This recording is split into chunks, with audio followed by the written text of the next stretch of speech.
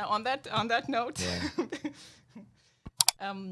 because those were again we can talk about I breathing. guess it's a good place to stop with the breathing. With the right? breathing, yes. And so that was as far as breathing. So very profound for normal physiology and for performance for athletes. The other thing I wanted to share, having worked again in the hospital for almost 18 years, Yeah.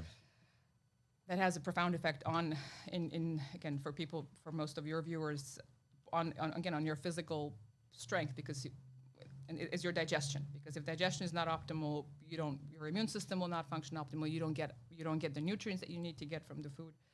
And again, like with any other topic, we can talk forever. But Right. the things that I want that people may not hear in other from other sources that I want them to hear are when it comes. Well, one is that again, your nervous system state is of huge importance, because if you're in chronic fight or flight, and by the way, if you're mouth breathing, your body's in fight or flight. So that's that. But if you feel stressed, if you have thoughts running through, You're not going to digest properly, right? You don't produce enough acid and enzymes. That's why people get ulcers and different things, right? Different weird things happening. Yes, but because if your body thinks that you're going to be eaten by a tiger in a couple minutes, then you don't digest. There's no reason to secrete acid, so you don't. And we need acid to digest our food properly. So keep that in mind. So you can use breathing as a simple tool before meals, for example, for 2 to 3 minutes to help the body calm down. And again, in some of the ways, if you are nose breathing, some of the ways to know if you are potentially in fight or flight, again, if you have a lot of thoughts, if you're having fights in your head with other humans, if you feel tense, you're likely not. If your breathing is off, even if you are nose breathing, you're likely in fight or flight. Yeah.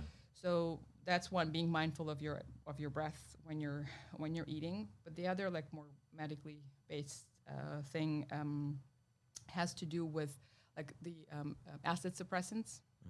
A lot of people, including like young people, unfortunately, are prescribed what's called like proton pump inhibitors or any medication to reduce stomach acid. Okay. And I know hopefully among like your people, maybe they're more rebels.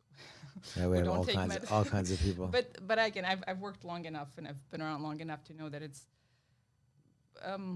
unfortunately it's quite pervasive, and so that's been like one of so acid reducers, acid blockers. Acid blockers are I always encourage all my people to think for themselves and question everything and everyone, me included. Yeah. But generally speaking, those meds, and these are things like omeprazole, Prevacid, Prilosec, famotidine, anything that's that's designed to block or reduce acid in the stomach. Those meds, and even if I guess I don't even think about acid, How about just what do you call it? Like kimchi or doing some probiotic. But people that have things. reflux, when you eat pizza, for example, and then the pizza Yeah, reminds you, yeah. for the next 3, 4, 5 hours. I gotcha. So frequently, people who have that long enough either take things like Tums to control that, Gotcha. or if they're less likely, they're prescribed a medicine that proudly claims to kill the acid for 24 hours or whatever they claim. So even if it's not your people, it's pretty much guaranteed. Their parents, their sometimes even their children, but their spouses. A lot of people are on those meds. I've seen people so we're meant to be on them. They were designed to be used for 2 to 4 weeks. So I would really love for more people to know. They were designed to be used short term for bleeds, GI bleeds, for ulcers. They were never designed for like to a be month. Or 2 to 4 weeks. Yeah. Never long term. And there are a lot of people, and I can again almost guarantee you that a huge number of people watching this It's a lifestyle, yeah. either on them or know somebody who is on them. And if nothing else, please do more research. But I can tell you again, going back to nature and how incredible nature is and how intricately everything is designed.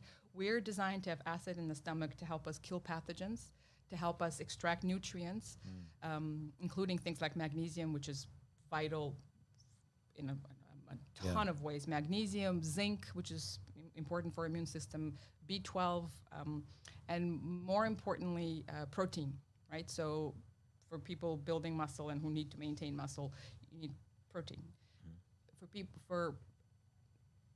If you're on those meds, you don't digest your protein, even if you eat enough. And so in something else, I see, some people like taking, those katamas, those kinds of things, and just my subconscious feels like they're super unhealthy. There's something wrong. And it needs to be figured out, right? Where and so you're not maybe once in a blue, whatever. It's okay, right? Once in a blue, yes. But there's definitely something wrong if you're continually doing something. And so for once in a blue moon, taking that. Yeah.